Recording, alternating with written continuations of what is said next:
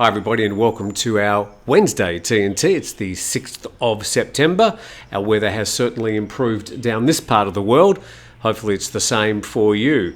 Now we will be talking a bit later about the swearing in of the new government. It's all official now and we'll talk about that, but we'll get into some updates first. And this from the PattayaNews.com, cleanup operation underway after oil leaks off Sri Racha coast. This oil leak on Sunday night causing quite a few problems, but they're cleaning it up. Let's see what's happening. An oil leakage occurred during an oil discharge off Sri Racha coast in Chonburi on Sunday night.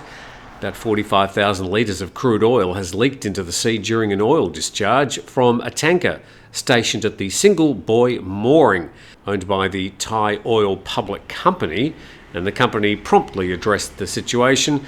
They closed the valves connecting the SBM2, deployed oil booms and used dispersants to prevent the spread of the oil. And it's anticipated the oil slick will make landfall on September the 7th to the south of Kankau Island and Udon Bay, followed by Loei Island off the Sri Racha district on September the 8th, and expected that the oil will reach the Bangkok beach by September the 10th. That's quite a wide selection of geographical points, but that's their predictions. Let's check some other reporting on this story. From BangkokPost.com, oil slick from Sri Racha spill won't affect Pattaya. Well, that's all that matters. It says the oil slick from Thai Oil's ruptured offshore pipeline will not reach Pattaya, but may affect Koh Si Chang and Bangsan Beach, according to the provincial governor. Further down there, its impact will be limited because the amount of leaked crude was small and swift action was taken to contain and control it. And according to the Marine Department, the oil spill occurred when a Panama-registered tanker Callista was discharging crude into a main pipeline operated by Thai Oil, and the leak lasted about 5 minutes and about 60,000 litres of crude leaked into the sea. And listed Thai Oil is the oil refinery arm of the national oil and gas conglomerate PTT, so I'm glad they've clarified who's behind this particular refinery, just so we can keep that in mind in the future. And a Vice Admiral who's been supervising the Navy's cooperation with this particular cleanup says the oil slicks are under control and it's a positive sign that there are only films of oil. When the oil removal measures are finished, the Situation Control Centre can be closed in about 2 days. So it looks like the officials are playing it down. We'll see what the locals do when some of this oil makes landfall. I'm sure they'll be getting their phones out and posting photos. Let's turn to Pathum Thani. This is just north of Bangkok and reported in thetiger.com. Thai police score big, massive drug bust nets millions in meth and firepower. And Thai police seized a staggering haul, it says, of illegal narcotics in a drug bust, including 3 million methamphetamine pills, 11 kilograms of crystal meth, 7 kilograms of heroin, and a slew of military-grade weapons. So this happened in the Thanyaburi district of Pathum Thani and followed an 8-day stakeout operation. The operation has dealt a significant blow to a major eastern drug trafficking network. And the illicit stash was discovered hidden in the lower levels and under the stairs of a house, and they've named the address of the house. And apart from the drugs, they found 2 AK rifles, 2 handguns, 2 shotguns, 2 carbine rifles and 1 short firearm, along with ammunition.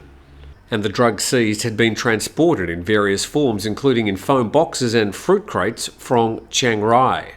Well, despite the hyperbole, this drug raid is not particularly large. Some of the seizures made along the Thai border are much larger than this, particularly when it comes to seizures of methamphetamine pills. To our next story now, and we go to the BangkokPost.com. BMA grapples with monkeypox, which they're now calling mPox, because they don't want to defame monkeys. But the BMA grapples with an mPox surge, and the BMA is offering monkeypox treatment and prevention consultations at clinics after a sharp rise in the number of cases of the disease. And when they say a sharp rise, the numbers are still quite small, but worth reporting that the trend is on the increase at the moment. Now, 8 monkeypox cases were found in Bangkok last month, which was higher than in June and July, mostly in tourist areas. According to a deputy Bangkok governor, some of the reported cases were in people below the age of 18. And according to the DDC, there were 316 monkeypox cases reported in Thailand and one death as of August the 31st. Of those 316 reported, 271 identified as homosexual, while 143 individuals, about 45%, were also HIV positive.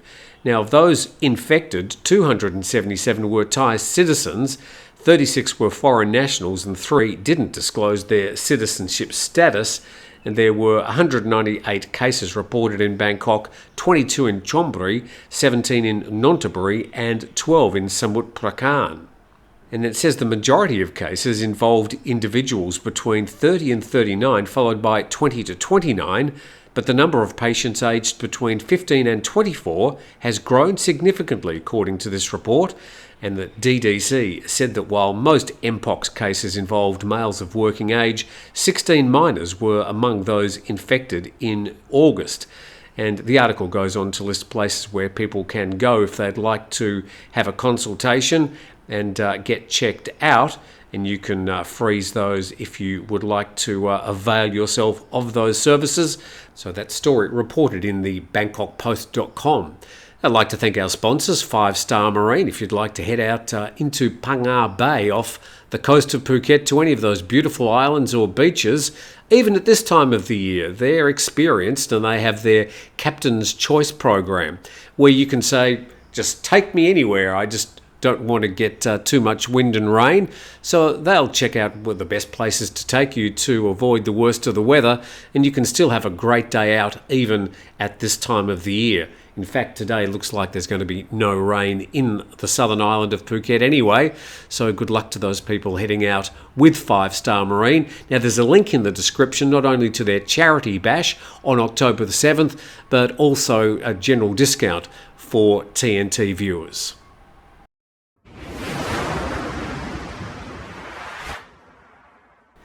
So it's the Wednesday TNT program. Just a quick reminder for those people that haven't subscribed.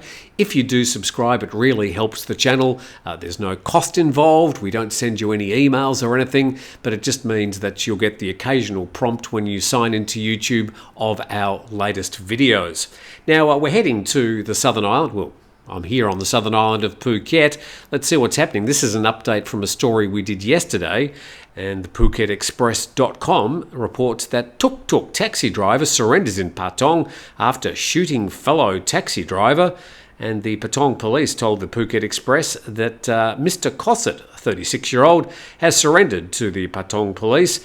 He was a wanted suspect from an arrest warrant, and he's wanted for attempted murder, illegal possession of a firearm and ammunition, carrying a gun in public without a proper reason, and opening fire in public. Cosset initially has claimed that the injured man and his friend attacked him first, and that Cosset only used the gun to protect himself in self-defence. We'll let the police and the courts figure that one out, but whilst we're down on the southern island, let's check more of those mysterious objects washing up on the beach. And again from PhuketExpress.com, even more mysterious debris found on Phuket Beach. So that's today's game of what the hell is that? And that looks like it's meant to be the front of a plane or the front of a rocket. But again, let's play What's That Object? And I'll be happy to hear your comments in the comments section. Really, there's been a huge range of speculation about what some of these objects are, but these are quite big and obviously some purposeful sort of objects that have broken up and been washed ashore by the southern monsoon. And even more mysterious debris was reportedly found on Katanoi Beach over the weekend, and it's not clear if the objects found here and in Phang are related. And relevant officers have still not been able to firmly identify where or what the debris is. And there have been suggestions, some quite plain and some extraordinary. Strange debris washing ashore during the monsoon season in Thailand is fairly common. Well, yes, there's plenty of stuff washed ashore during this time of the year, but these are quite big chunks of something. So I do look forward to your comments and ideas in the comments section today.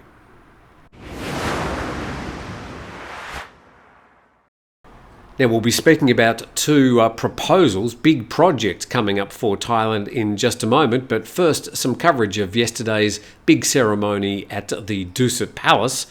And Thai PBS World reports that PM Sept urges public to trust his government. And there's a photo there of the new Prime Minister and his cabinet in front of Their Majesties, the King and Queen of Thailand. And the Prime Minister Sept Thavisin has asked the public to have faith in his government as he vowed to put economic policies promised during the election campaign into immediate practice. And speaking to the media after leading his 34 cabinet ministers in an oath-taking ceremony before Their Majesties the King and Queen at the Dusit Palace, Sept said his government is fully aware of the pressing problems faced by the people. He said regarding the digital wallet, he expects it to be launched within the first quarter of next year. So that's going to be some sort of digital wallet, an app in a phone. People might have to scan a QR code. It's not 10,000 baht in cash given to all Thai people over the age of 18, and it's probably not for you or me either. And VOA, the Voice of America, says that new Thai government sworn in, and again another photo from a slightly different angle showing His Majesty the King and Her Majesty the Queen at the ceremony. And this report says the government of the new Thai Prime Minister Sept Thavisin was sworn into office on Tuesday by King Maha Vajiralongkorn. And the new Prime Minister said he will formally unveil his policy agenda next Monday. So it was earlier reported that the new Prime Minister was going to be speaking to Parliament with their full manifesto of policies on Friday. Looks like it's been put off until next Monday. Now, Thai PBS World, who is basically a government-funded news outlet, is reporting this story. New cabinet shines light on the dark side of Thai politics. And controversy has erupted over the appointment of certain ministers given their questionable backgrounds and tainted records, says the story.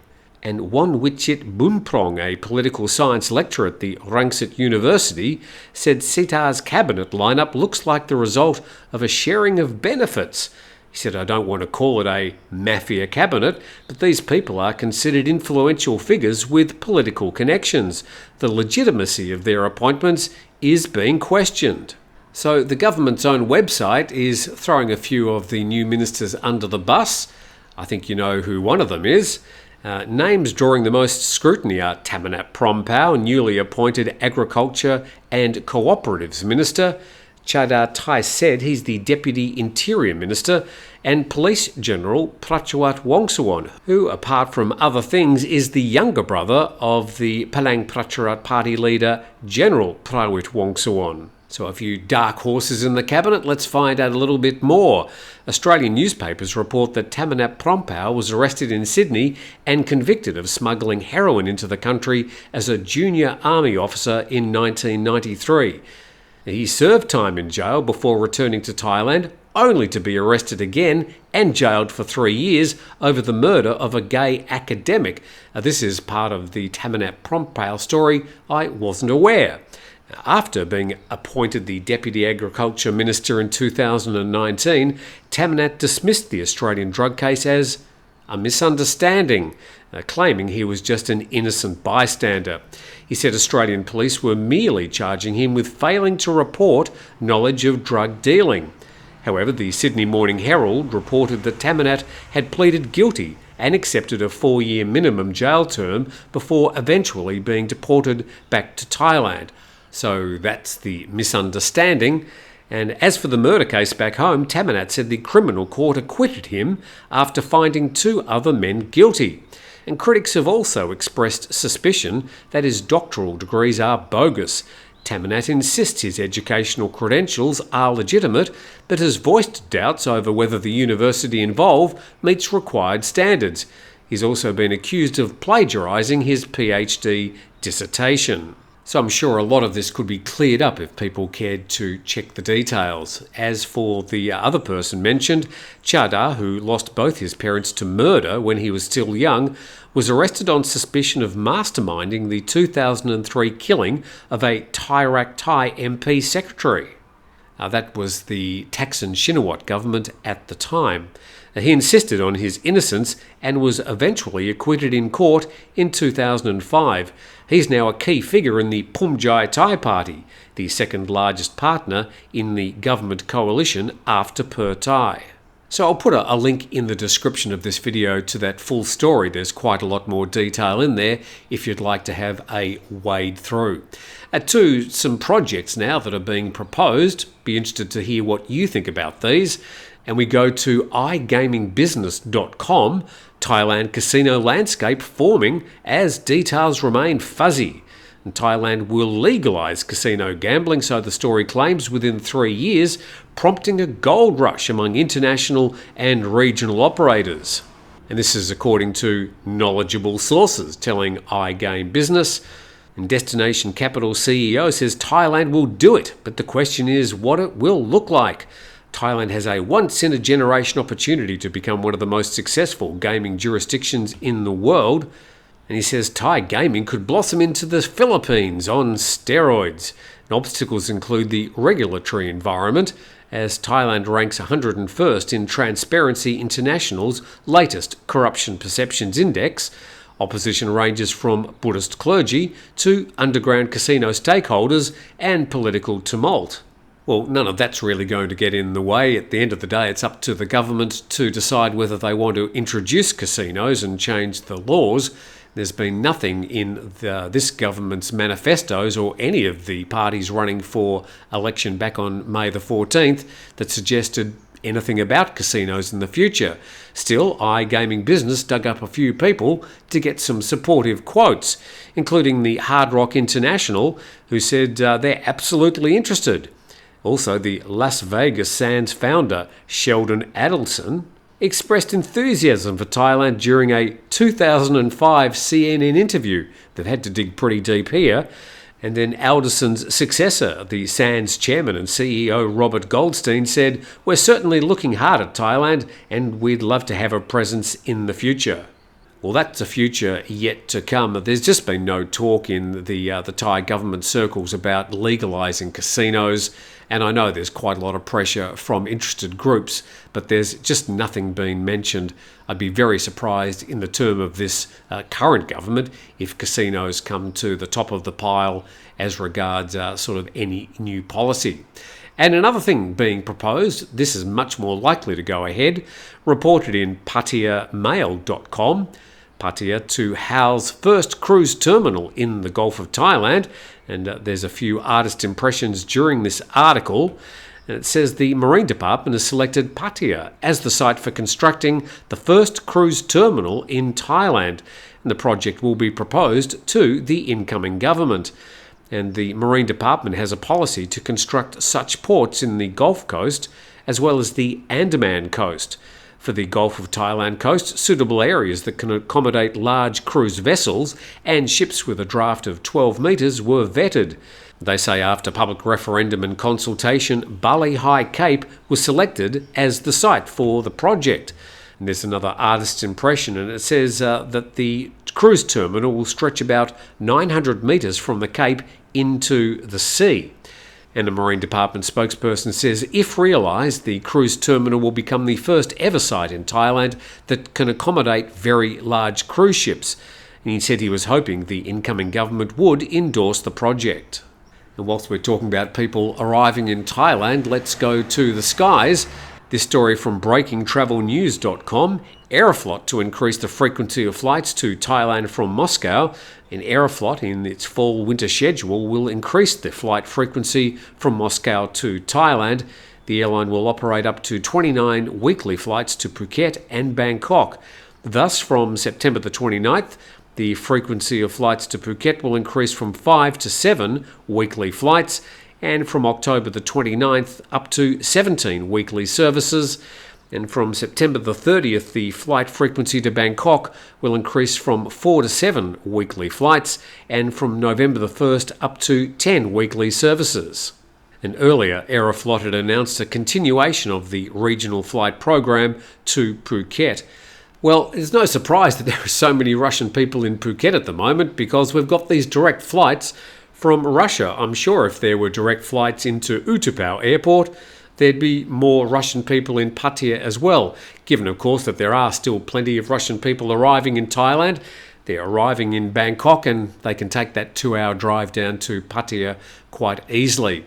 And that ends today's stories from TNT. Hopefully you're a bit more up to date. I'd invite you, please, if you haven't already done so, to subscribe to the channel, support our sponsors 5 Star Marine, have a fantastic Wednesday, and I look forward to seeing you tomorrow.